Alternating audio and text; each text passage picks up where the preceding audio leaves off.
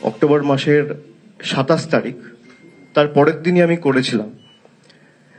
এবং এসআইআর নিয়ে আমাদের দলের পক্ষ থেকে আমাদের স্ট্যান্ড সহ যে সমস্যাগুলো তৈরি হতে পারে আগামী দিনে, সেগুলো আমরা আগে থেকে ফ্ল্যাগ করেছিলাম। সংবাদ মাধ্যমের বন্ধুরা এবং প্রতিনিধিরা সে সাংবাদিক বৈঠকে ছিলেন, এবং যেটা আমরা আশঙ্কা করছিলাম, গত 2 মাসে আমরা দেখেছি সাধারণ মানুষ থেকে শুরু করে যারা এসআইআর এর কাজ করছে, বিশেষ করে বিএলওরা, তারা অনেকে এই অপরিকল্পিত, আনঅর্গানাইজড, আনপ্ল্যান্ড যে এসআইআর হঠাৎ করে ঘোষণা করে দেওয়া হয়েছে, যেখানে একটা এক্সারসাইজ সম্পূর্ণ করতে সাধারণত 2 বছর সময় লাগে, সেটা গায়ের জোরে 2 থেকে 3 মাসের মধ্যে কমপ্লিট করার যে একটা জোর জবরদস্তি এবং গাজোয়ারি মানসিকতা, তার প্রতিফলন আমরা লক্ষ্য করেছি বিগত 2 মাস ধরে। এবং সাধারণ মানুষ থেকে বিএলও একের পর এক প্রাণ গেছে এই এসআইআর এর কারণে। এমনকি যে ইলেকশন কমিশন বিএলওদের অ্যাপয়েন্ট করেছে, বিএলওরা অ্যাপয়েন্টেড বাই ইলেকশন কমিশন, এদেরকে রাজ্য সরকার অ্যাপয়েন্ট করেনি, কোনো রাজনৈতিক দল অ্যাপয়েন্ট করেনি। এখনো পর্যন্ত সাধারণ মানুষের ক্ষেত্রে আমরা দেখেছি প্রায় 51টা ঘটনা রয়েছে যেখানে সাধারণ মানুষ এসআইআর এর আতঙ্কে এবং এনআরসির আতঙ্কে আত্মঘাতী হয়েছেন। তার মধ্যে 45 জন প্রাণ হারিয়েছেন এবং 6 জন এখনো হাসপাতালে রয়েছেন, যাদের ট্রিটমেন্ট চলছে। বিএলওদের ক্ষেত্রে প্রায় 29টা কেস আমরা দেখেছি যেখানে 24 জনের ট্রিটমেন্ট চলছে এবং 5 জন আত্মঘাতী হয়েছেন, সুইসাইড করেছেন। 29 জন বিএলও সুইসাইড অ্যাটেম্প্ট করেছে এবং প্রত্যেকে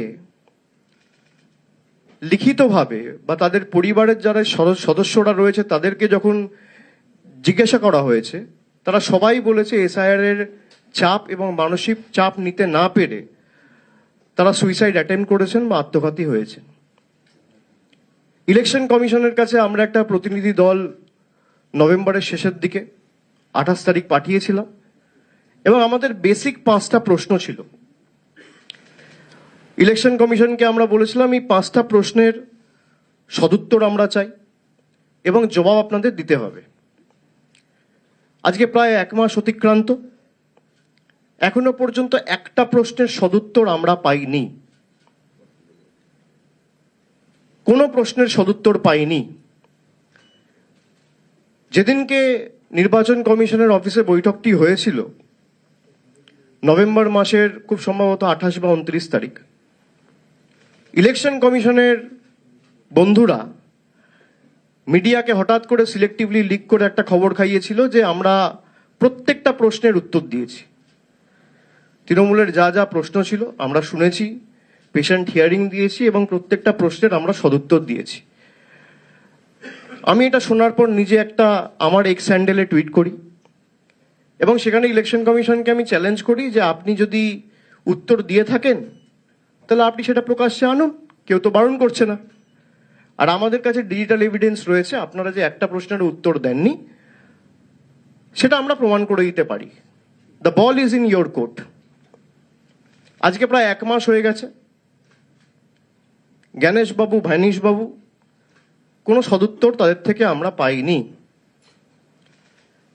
এবং সিলেক্টিভলি বাংলাকে যেভাবে টার্গেট করা হয়েছে গত 4 বছর ধরে, বিশেষ করে 4.5 বছর, 26-এ 5 বছর হবে, 21-এ বাংলায় মুখ থুবড়ে পড়ার পর, গোহারা হারার পর, সেটা যত দিন যাচ্ছে বঙ্গবাসীর কাছে পরিষ্কার হয়েছে। শুধু জলের টাকা, রাস্তার টাকা, গরিব মানুষের 100 দিনের টাকা, আবাসের টাকা, শুধু টাকা আটকেই এরা বসে নেই, এরা মানুষের মৌলিক অধিকার কেড়ে নিতে চাইছে। গণতন্ত্রের রীতিনীতি, ঐতিহ্য যে মানুষ ভোট দিয়ে সরকার নির্বাচিত করে, আর আজকে দেশটা এমন জায়গায় নিয়ে গেছে বিজেপি এবং মোদী সরকার যেখানে কে ভোট দেবে সরকার নির্বাচিত করছে, সরকার ভোটার বেছে নিচ্ছে। তৃণমূল একমাত্র দল যারা মানুষকে নিয়ে সংগঠিত করে প্রতিরোধ প্রতিবাদ গড়ে তুলেছে এবং প্রাথমিকভাবে যে ড্রাফট ইলেকটোরাল রোল প্রকাশিত হয়েছে সেখানে আমরা দেখতে পেয়েছি যে 7,64,00,000 বা 66,00,000 ভোটার ছিল, তার মধ্যে 58,20,000 ভোটার বাদ গেছে। আমি যদি আপনাদের সংখ্যাটা বলি,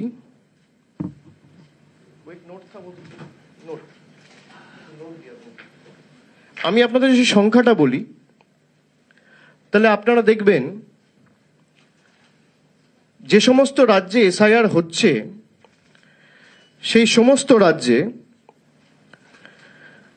বাংলাকে যদি আমি অন্যান্য রাজ্যের সাথে তুলনা করি তাহলে তামিলনাড়ুর জনসংখ্যা হচ্ছে 7,75,00,000, সেখানে বাদ যাওয়া ভোটারের সংখ্যা হচ্ছে 57,30,000। আর আমি যদি জনসংখ্যার তুলনায় বাদ যাওয়ার পার্সেন্টেজ আপনাদের বলি তাহলে পার্সেন্ট হচ্ছে 12.57%। গুজরাটে ডবল ইঞ্জিন সরকার, জনসংখ্যা 7,41,00,000, বাদ যাওয়ার সংখ্যা হচ্ছে 73,73,000, 73,73,000। যদি আমি শতাংশের নিরিখে দেখি তাহলে প্রায় 9.95 বা 10%। ছত্তিশগড় ডবল ইঞ্জিন সরকার, জনসংখ্যা প্রায় 3,12,00,000, টোটাল বাদ যাওয়া ভোটারের সংখ্যা হচ্ছে 27,34,000। পার্সেন্টেজ হিসেবে যদি আমি দেখি তাহলে 8.76%। কেরালা দীর্ঘদিন সিপিএম ক্ষমতায়, প্রায় জনসংখ্যা 3,62,00,000, বাদ যাওয়া ভোটারের সংখ্যা 24,08,000। পার্সেন্টেজের তুলনায় যদি আমি দেখি পার্সেন্টেজ 6.65%। এবং পশ্চিমবঙ্গ জনসংখ্যা 10,05,00,000, বাদ যাওয়ার সংখ্যা হচ্ছে 58,20,000। শতাংশের নিরিখে যদি আমি জনসংখ্যার তুলনায় বাদ যাওয়ার পার্সেন্টেজ ধরি তাহলে 5.79%। সব থেকে কম ভোটার বাংলায় বাদ গেছে। এটা আমার ডেটা নয়, এটা মমতা বন্দ্যোপাধ্যায়ের সরকারের ডেটা নয়, এটা তৃণমূলের ডেটা নয়, এটা জাগো বাংলার ডেটা নয়, এই ডেটা ইলেকশন কমিশনের ডেটা।